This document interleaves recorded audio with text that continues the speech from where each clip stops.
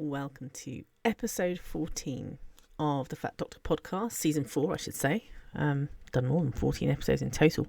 I have a plan for this podcast, which is, as many of you may know, quite a new thing for me. Normally, I just have a go and see what happens. But I do have some things I want to say today, things I want to get off my chest, and the reason I'm sharing all of this with you is because someone said something to me the other day that really blew me away. And I haven't been able to stop thinking about it since. And it's really got the cogs turning, as it were. So this episode is about being likeable. And I think I'm going to be quite honest with you. I'm going to be quite open with you. I'm going to be quite frank with you. Some of you may not like some of the things I have to say, but that's okay. That's okay. You don't have to agree with me. What inspired this podcast? Well, basically, I was a guest. I was very fortunate enough to be a guest on Jessica Wilson, who you may have heard me speak about on many occasions. I'm a big fan of her book, It's Always Been Ours. And she has a podcast called Making It Awkward, and I was recently a guest on the podcast. And at the time of me recording this, the podcast hadn't been released. So I need to put that out there, that all of this that I'm talking about is from memory. And I suppose the best thing to do would be to go along and listen to the episode, really, if you want to get more context about what I'm talking about. But I was on Jessica's podcast and we talked about lots of things. We talked about Ozempic, and we talked about insulin resistance, and we talked about all sorts of like a variety of topics. But there was something that Jessica said, and she probably doesn't even remember saying it, and I'm not going to quote verbatim. As I said, I've not been able to listen to the episode, but when she said it, like honestly, I was on the floor. I couldn't quite recover. She said something no one's ever said to me before. And I'm trying to think exactly how it went down, but I said something along the lines of, well, you know, it's human nature to want everyone to like you. And she said something along the lines of, well, really, because I've never really cared if people like me. Something like that. And that was amazing. I was like, what kind of witchcraft is this? Are there people out there that don't care, genuinely don't care whether others like them or not? I mean, Jessica doesn't strike me as a liar. I don't think there was anything tongue in cheek about this. I think this was genuine. Yeah, gosh, even as I think about it, I'm like, wow. Are there other people listening to me right now who don't care about being liked? Like, is that a thing, folks? Is it? Because it's not something that is familiar to me at all. I've always cared about being liked. And there's a difference between being liked and being popular. I don't care whether I'm popular. In fact, I'm quite comfortable being unpopular. I am quite comfortable being Britain's most outrageous doctor ? Trademark pending. I don't have a problem with this. So it's not that I want popularity. It's not that I want people to agree with me, but I am terrified of people not liking me, or is it not liking me, or just thinking that I'm a bad person, perhaps is a better way of putting it. I'm afraid of people thinking I'm a bad person. I care about these things. And it has just dawned on me today. Well, not today, last week when we recorded. For the first time ever, I heard somebody say, well, that's not the case for me. And it made me think, is this not normal for everyone? And then I was asking myself, like, is that in of itself not necessarily a privilege, but like people out there who don't care whether or not people like you, like, what, like, how do you get there? What is the secret? Like, I need to understand this a little bit more, because this is news to me. Is it because you have really good mental health, like really good self-esteem and really good, just are really comfortable in your own skin? Is that what it is? Is it that you've just always been liked and you've always been popular, and so it's never been an issue, you've never been excluded? So perhaps it's not something that troubles you so much. Is it that you like it's the opposite? And you've gone like, well, no one likes me anyway, so why bother? Like, is that where you're coming from? All of these things, equally valid, totally understandable. But it really did sort of make me think. And as I started thinking about that, I couldn't sleep for a couple of days. I kept thinking about it. And then I went to therapy. And then I went I had been journaling about this and talking to people about this for the last few days. Why do I care whether people like me? Honestly, what's it got to do with anything? And that's a really important question. And as I started thinking about this, I started to think about what it's like to exist as a fat person in the world and how this impacts whether or not I personally want to be likable. And I want to just preface this by saying, look, there are probably plenty of people who have written about this already, right? Much smarter people than me. I personally haven't read anything about it so far, but that doesn't mean it's not been written. These thoughts are coming from my own head. They're these are just all my own thoughts and my own opinions, but that's not to say they haven't been written about. And maybe some of you will be listening or watching this on YouTube and be like, oh yeah, no, so-and-so says that, or that's straight out of so-and-so's book. I haven't read so-and-so. I don't know who they are, or I haven't read their book, but please do signpost me, because I'm sure I'm not the only person talking about this. But I was thinking about what it's like to be a fat person, to exist in the world as a fat person. And I was thinking about the tropes that we are often pigeonholed into. And I came up with a few, and there's probably more, so you might want to join in with me. But the first one that I thought about was the fat friend.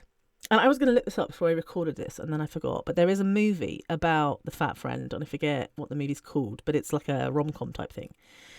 From what I remember, she's not particularly fat, but that's not the point.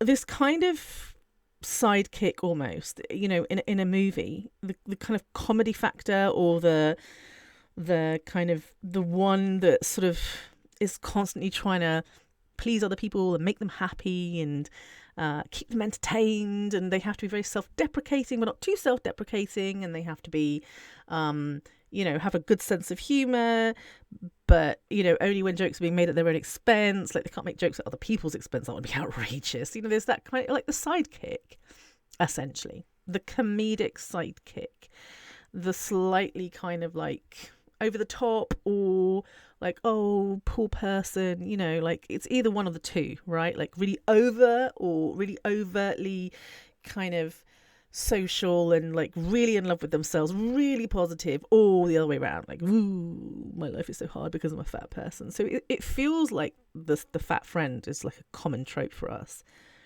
And then there's also I don't know what the word is for this, but basically this is what happens when you let yourself go. Your role in people's life is to be this is my friend, and this is what happens when you let yourself go.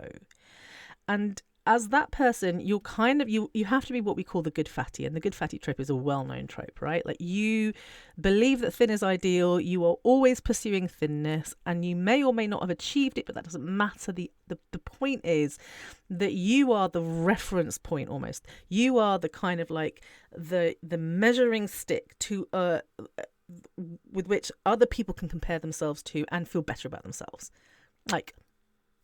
Especially your friends who are not super thin. Do you know what I'm talking about? The ones who have, or maybe it's not about whether they're thin or not, but it's the ones who have body insecurities, who like having you around because they feel well, I might not feel comfortable in my own body, but at least I don't look like this person.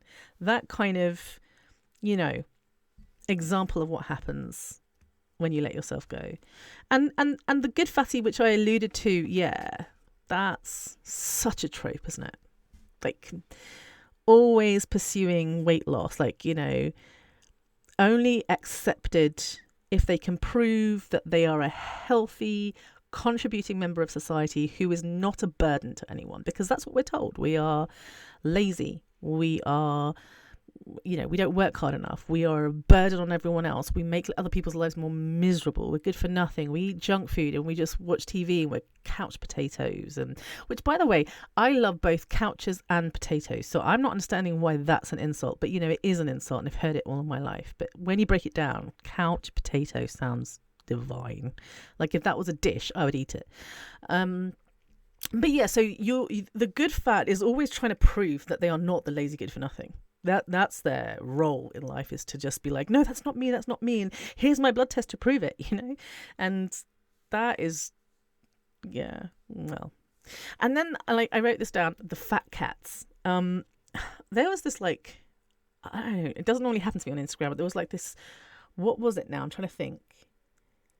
It was an insurance company. It wasn't an insurance company. It was like something bizarre. Like possibly it was Wi-Fi or all I know is that the point of this advertising campaign was, there's only 3 or 4 companies, or maybe it was like electricity supply or something. There's only 3 or 4 companies and they're all really greedy.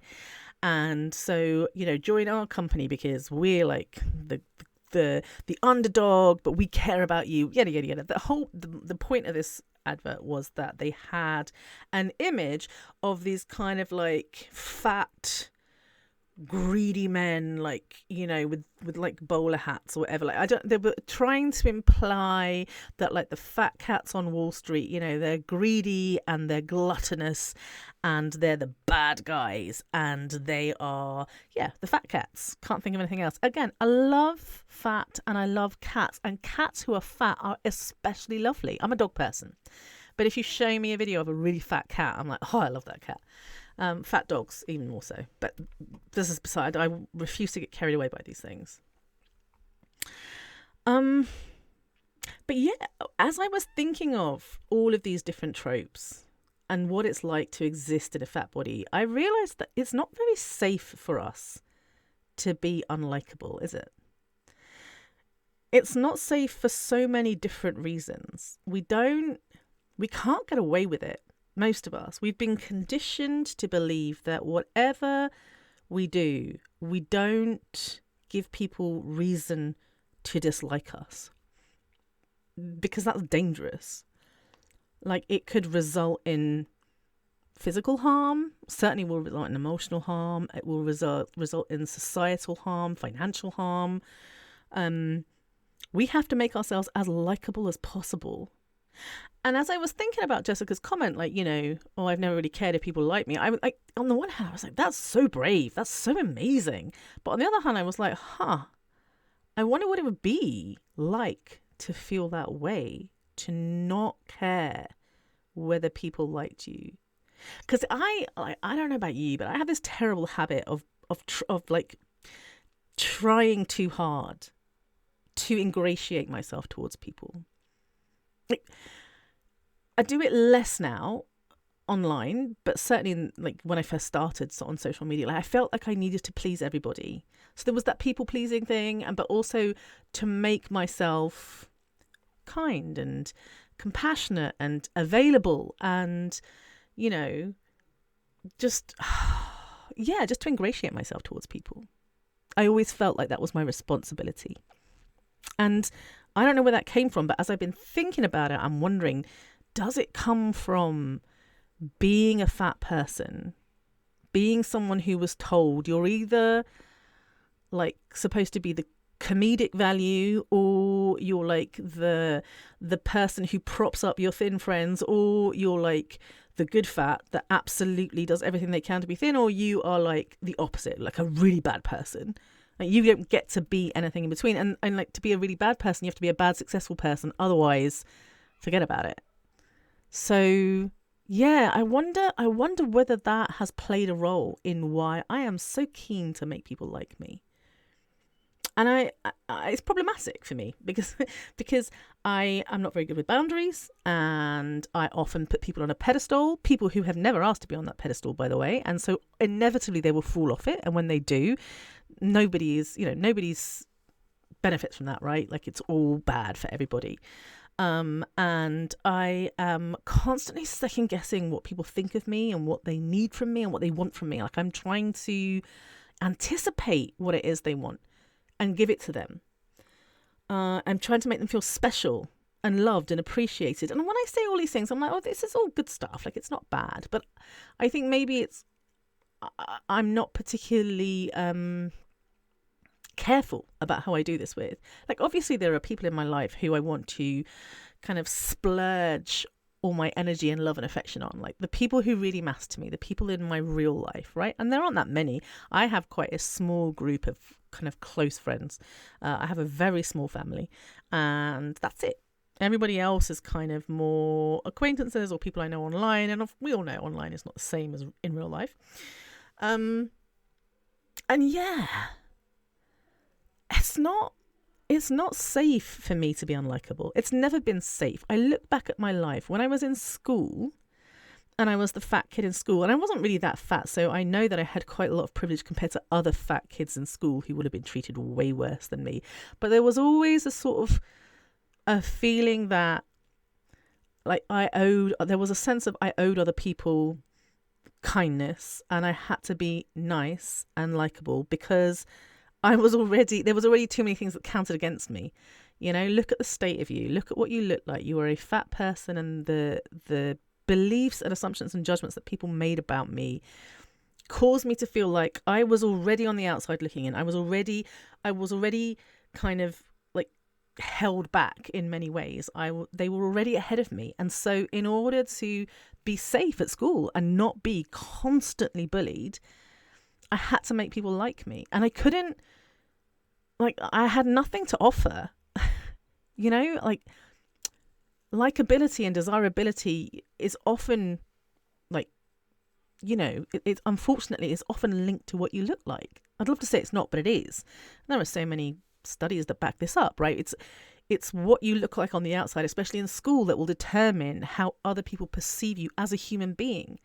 So I had to be extra kind, extra nice in order for people to think of me as a nice person. I couldn't just be like a regular amount of nice, because people assumed I wasn't nice because I was fat. And I had to work extra hard because people assumed I was lazy. And I was always picked last for the team because of the way that I looked and because I wasn't sporty enough. And I was always the last person to be invited to a party if I was invited to a party, because like no one, like I wasn't attractive and therefore wasn't going to pull the boys, basically. We used to call it pulling. I don't now. I'm like, oh, what was that about? But that's what we said in the 90s in England. I've just pulled. So like I was the unpopular kid in school, and it's not safe to be unpopular because you are constantly bullied. And anyone who's experienced bullying in schools knows just how hard it is to stand out. But it wasn't just school, because if it was just school, I could have handled it. But it was also my family as well. Because that's the thing, if you're a fat person, even if you're in a family of fat people, they will attack you for being fat. They will make your life miserable for being fat. And you have to compensate somehow. You have to make up for it in some way. Like, I'm terribly sorry I'm fat, but I can do this and I can do that. I can iron your shirts, or I can clean the bathrooms, or I did all of these things. I was forced to be fair. It wasn't voluntary. I always have to back down from an argument. I always have to agree with you in order for there to be peace in the house. Like, it was just hard, you know? Again, it's safer to be likable.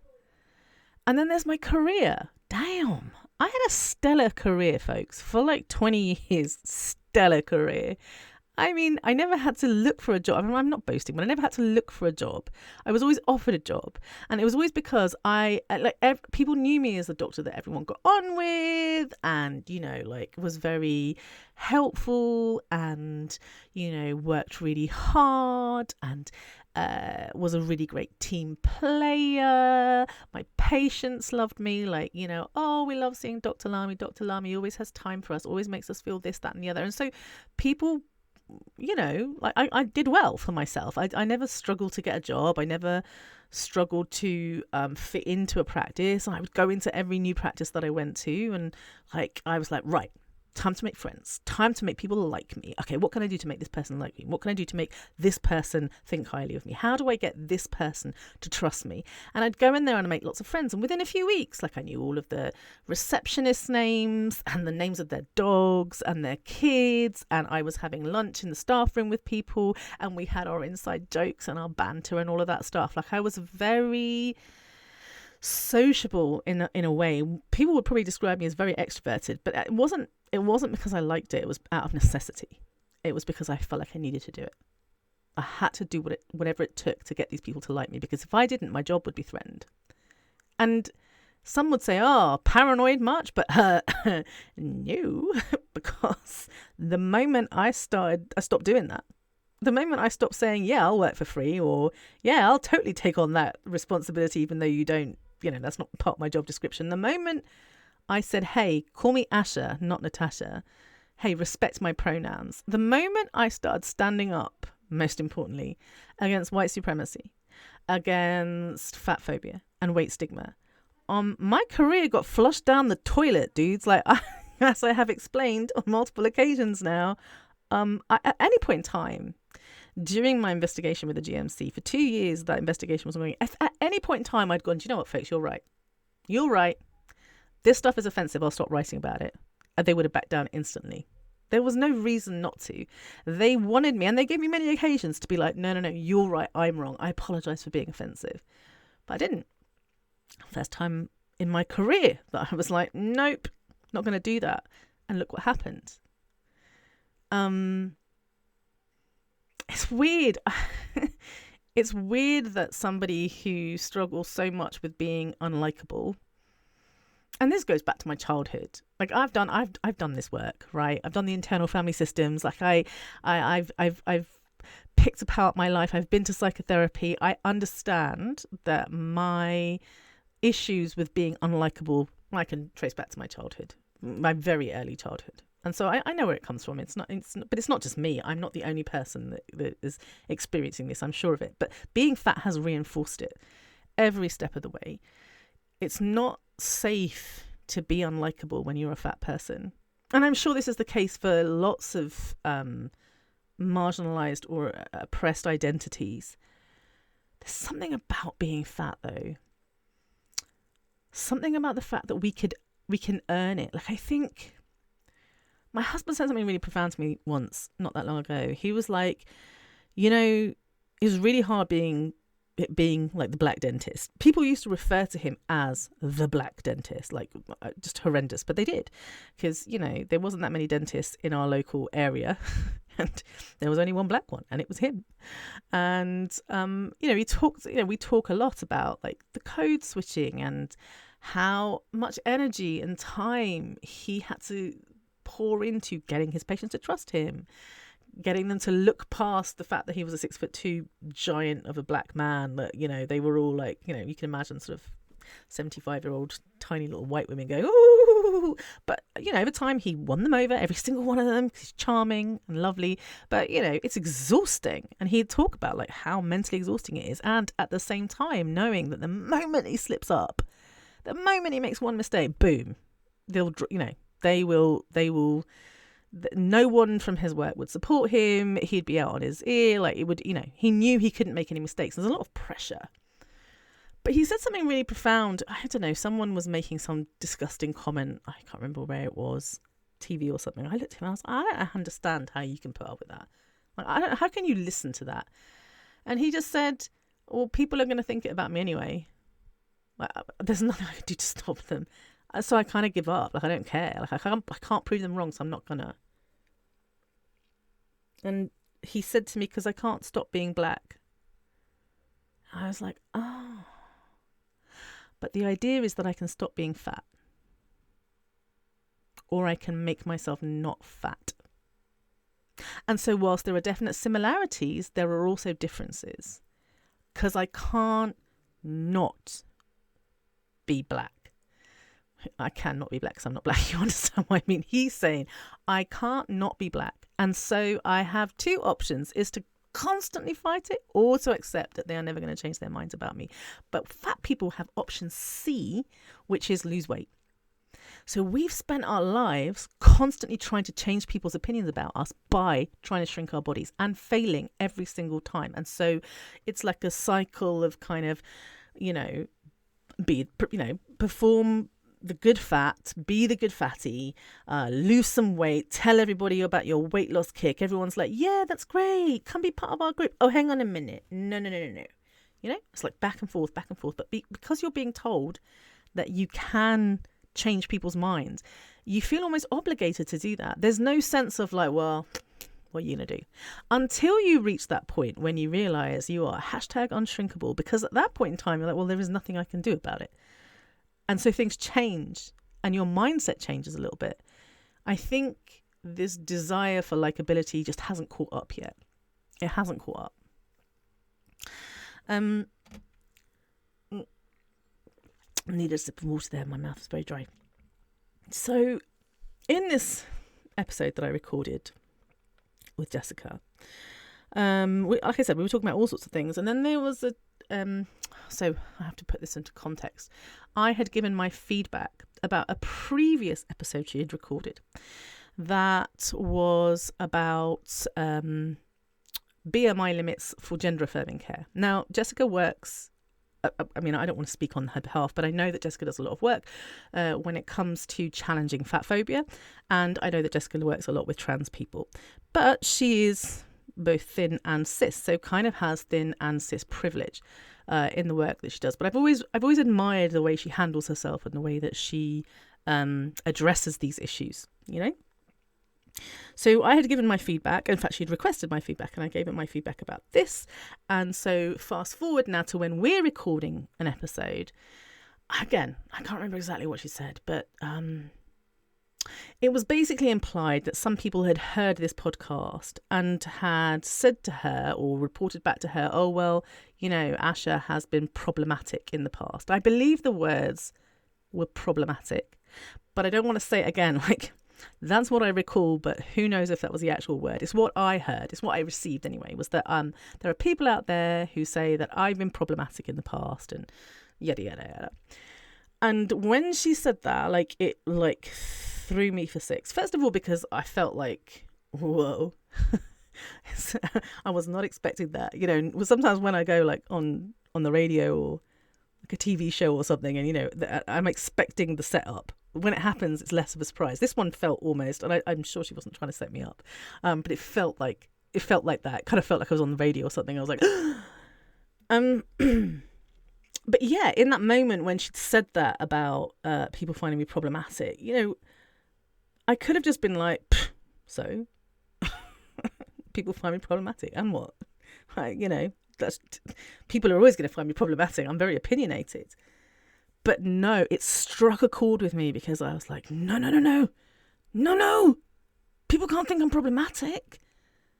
And my therapist was like, what, you know, what are you afraid that what are you fearing here? What do you fear people are going to assume about you? And I came up with a list, and just off the top of my head, I can't remember everything that was on the list, but I was like, oh, I'm afraid people are going to think I'm fake, that I'm a phony, that I'm a user, that I'm a grifter, that I'm some of the other words, like a snake oil salesman, or that I'm a hypocrite, or I don't know. I just like listed all of these things, and she was like, huh, interesting. I thought to myself, where's all this coming from? But it's there, you know, like I'm afraid that people will think poorly of me, that they will think badly of me. And I really shouldn't care. Like, why do I care whether other people think that? First of all, these people don't know me. They know my social media content. Like, they don't know me. Pretty sure the people who know me personally and have access to my phone and my phone number were not speaking to Jessica behind my back. So these are people who know me from social media. And there are a lot of people who follow me, listen to me, who have a lot of opinions. There was this, you know, incident not too long ago when people had lots of opinions about me using AI. And I hear you, but I don't care. I'm not interested. I am going to be using AI, and if you've got a problem with that, don't follow my content. It's not a problem. It's weird because there are some things that I really don't struggle with that much. And I'm going to give you an example here. This is going to upset some of you. Trigger warning. All right? Right now, it's lambing season. And I live next to a farm, and there are all these gorgeous little lambs. Some of them are only a few days old, and they're frolicking about in the field. I took some pictures of them the other day. They're so gorgeous. And there's like one little black sheep, one little black lamb who has, oddly enough, like either has been adopted by or has always had a mum with a completely white fleece coat. Like, I did not think that was possible, but there you go. You know, genetics, all very interesting. Anyway, beautiful little lambs. They're so cute, and I love them so much. But also, I will be eating them, and sometime in the future, they will be on my plate. I will be having lamb in the near future. I will never be a vegan or a vegetarian. And I respect every single one of you out there who don't eat things with a face, who are, strictly plant-based, vegans. I hear you. And I agree with many of the things that you say. When you talk to me about farming practices, when you talk to me about the environment, when you talk to me about, I agree with you. I do. But I'm never going to be a vegan. And if you were to come at me and be like, oh, I can't believe you wouldn't want to be a vegan. What kind of, I would be like, I hear you, but I don't care. And I don't know why that one lands okay. Like it doesn't penetrate. Someone was moaning about me about recycling the other day because I made some offhanded comment about how, look, I'm all for recycling, but if I have a yogurt pot, right, and I've just finished it, and I know I'm supposed to go to the sink and rinse it out and let it dry and then put it in the recycling box, there's a good chance I'm just going to throw it in like the regular bin and not recycle. I'm not going to lie to you folks. And I'm all for recycling. And I hear like what's happening in the world, all of that. I'm very aware. You're all right. People who will come at me, listen to this and be like, oh, Asha doesn't recycle. You're right. But I'm still going to throw the yogurt pot in the bin. Sorry. I'm not going to change. Again, the criticism wouldn't land. I don't know what it is. Sometimes I'm comfortable. But when it's like sensitive subjects, like it's much harder. I really want this is not in my notes. I just want to point this out, not in my notes. But yeah, people think I'm problematic. A lot of people have a lot of opinions about what I do. Problematic. Asha is problematic. Look, I have the receipts. I know what I stand for. I know that, as I said, at any point in time, I could have backed down in the last 2 years and changed my social media content. And as a result, I would have been able to continue practicing medicine. I make $0, zero money. I've never monetized any of my social media accounts. There is no benefit for me to continue doing the social media work that I can do. So I could still, I'm sure, get people to buy my courses and stuff like that if I didn't continue to stand up against social injustice. I say I still could. I mean, I think I could. And if not, I could find another job, right? Like I have a medical degree. Like I'm all good. I'm choosing to do this because I believe it's the right thing to do. I'm choosing to do this because it is, not because I believe, because it is the right thing to do. Fat activism, fat liberation, fat politics, campaigning against weight stigma, all of that stuff. I'm going to do it. I'm going to do it to the best of my ability. And you know what? Sometimes I'm going to fuck up. And sometimes people are going to think I'm problematic. And I should be okay with that. I should just be like, that's fine. Think I'm problematic. I don't give a fuck. But I struggle with that. Honest answer. Still struggle with that. Struggle so much that I became really quite upset by what happened, what transpired in that interview. Took me a while to process it all. And yeah, to those people out there who think I'm problematic, you're probably not listening right now, but part of me just wants to be like, fuck you. Go telling tales about me. I don't care. Go spreading lies about me on your, be bitchy. Make a video about me on YouTube. You will be in good company. There are plenty of videos about me on YouTube. Taylor Swift says haters gonna hate, right? And I know that's an old song, but it is true. Anyway, how did I want to end this? I did write in my notes, how do we overcome this? ? I don't know. Any ideas? Send them on a postcard. First thing I realised was that I don't like people making assumptions about me, but that means I've got to stop making assumptions about other people. Boom. Mic drop moment. If I don't want people to make assumptions about me, I got to stop making assumptions about other people. And oof, I didn't like that one. And I gotta start sort of taking these fat tropes apart, right? Like I have a responsibility to myself and to the people around me to kind of analyze and process and dismantle these ridiculous fat tropes that I had been taught all my life. And I have been conditioned to believe this way for such a long time. It's going to take a while to dismantle it all, but I am in the process of doing it. I no longer think that I am a lazy good for nothing. I no longer perform the role of the good fatty. Most of the time, still get caught up in it sometimes, but I don't believe I need to, which is definite progress. I no longer want to be a side character in people's stories. I want my own fucking story. Like everyone's entitled to their own story, their own their own movie, as it were. Like you don't have to be everyone's sidekick. You can be the center of attention sometimes, and that's okay. It's not comfortable, but it is okay. And I'm wondering about whether or not I need to start embracing the idea of a fat cat. Not an actual fat cat, but you know what I mean.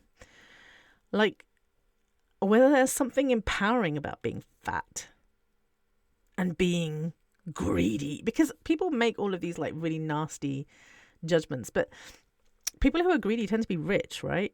People who are greedy tend to be successful, right? Like the whole idea about greed is that, you're hoarding stuff for yourself. And I'm not going to be that person that sort of, one day ends up making their millions. Why not? Who says I can't make my millions? But if I did, I don't want to be that person that's like has millions but keeps it all to myself. It's not in my nature.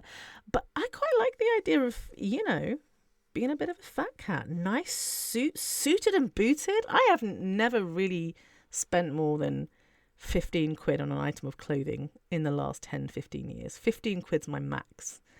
20 maybe.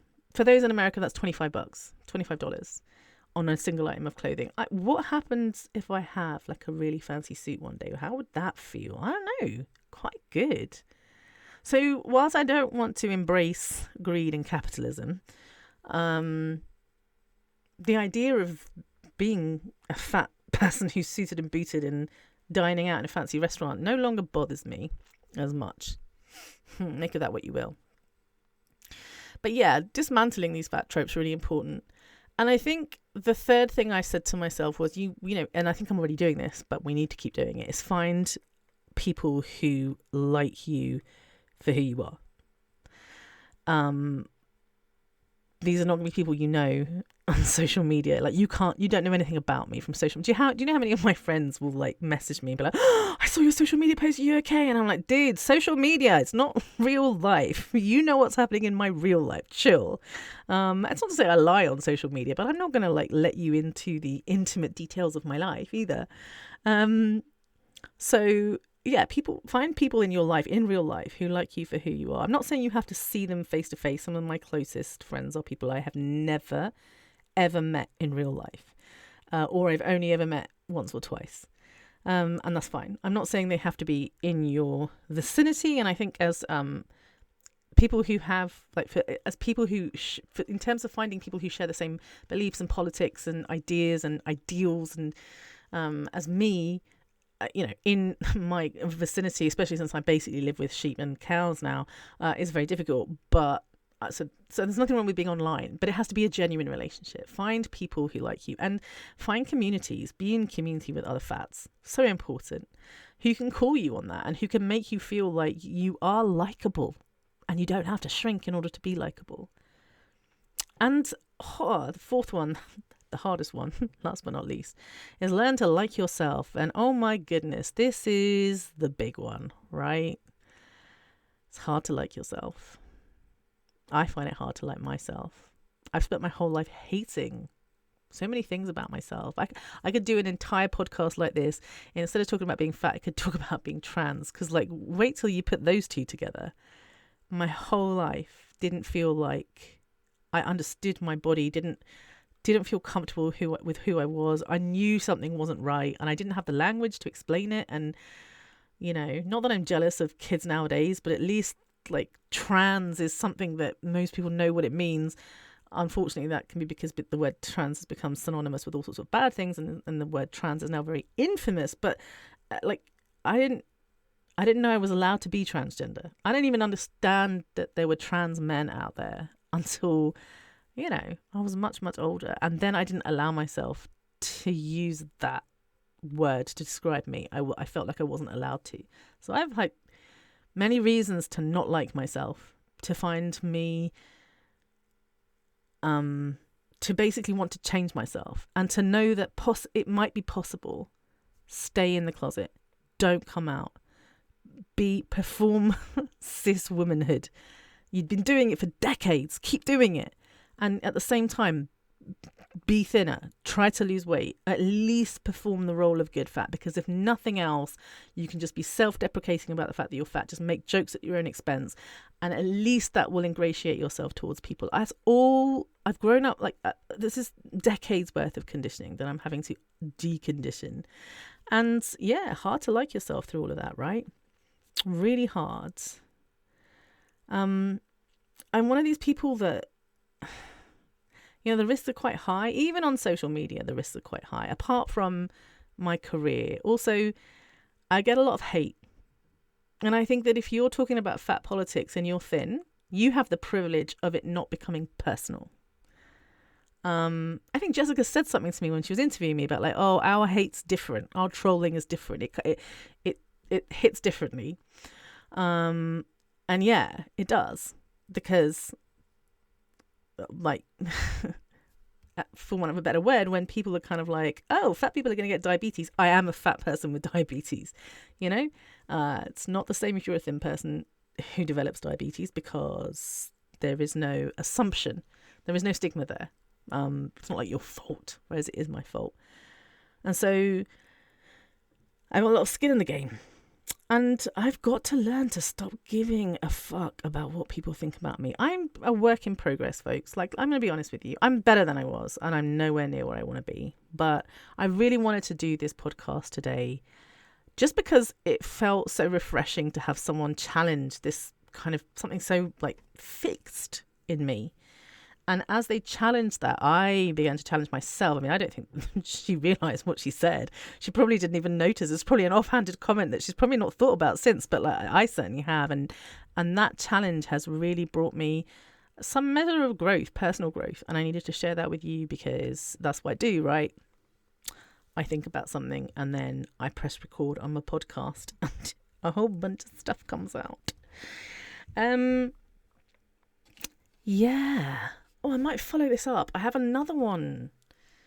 I might make this episode 15, Who am I to judge? Yeah, let's do it. Let's do it. I'm going to just press stop and then record the next one straight away, actually. I'll even be, if you're watching me on YouTube, I'll be wearing the same outfit twice. Who am I to judge? That's next week's podcast episode. And it was just it's all happening, folks. It's all happening. All right, I've been going on far too long. Enjoy the rest of your day. Come find me this time next week and download the next episode of the Fat Doctor podcast featuring Dr. Asha Lamy, Britain's most outrageous doctor ? Trademark pending.